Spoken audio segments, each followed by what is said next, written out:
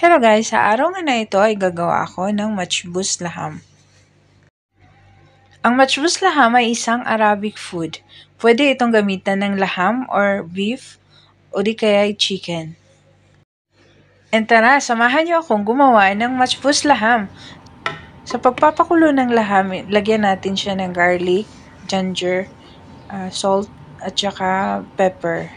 At saka turmeric powder para naman may kulay yung ating beef. At naglagay na rin pala ako ng oil sa pan at sinunod ko na rin ang garlic at saka ang ating ginger. At ilalagay ko na rin dito ang onion at tomato.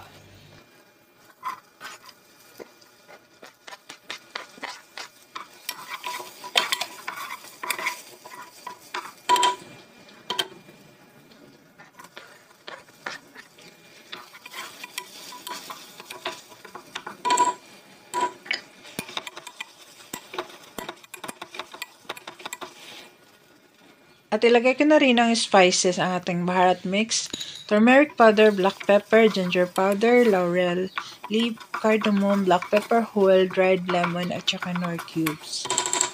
At isunod ko na rin ilagay ang ating pinakulong laham. So, imekos-mekos lang natin ito guys.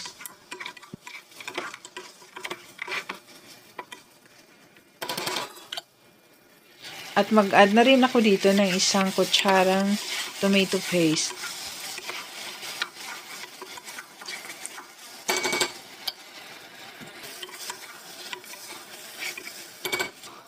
At maglalagay ako ng mainit na tubig. Siguro papakuluan ko siya ng mga 5 minutes guys para masyadong manuot yung mga spices na nilagay natin. At lagyan na rin natin ng salt. And then, isimmer lang natin siya guys na mga 5 minutes.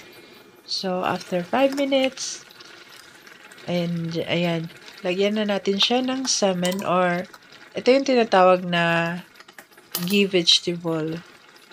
Arabic butter yan siya guys. And then, isunod ko na rin pala dito ang ating rice. Siguro mga nasa 2 cups lang na rice yung nilagay ko dito.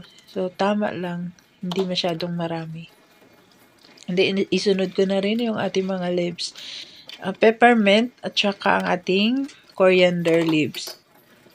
And then, itakpan natin, isimmer natin ulit siya. Hintayin natin mawala yung tubig niya, guys. Yung ganyan na siya, guys. And then, lalagyan natin siya yan ng oil. Hanggang sa maluto yung ating rice. And then, ito na yung ating matchbus laham. So, ready to serve. So, thank you for watching guys. Kung nagustuhan nyo ang video na to, don't forget to like, share, and follow, and subscribe my YouTube channel. Thank you for watching. Bye-bye.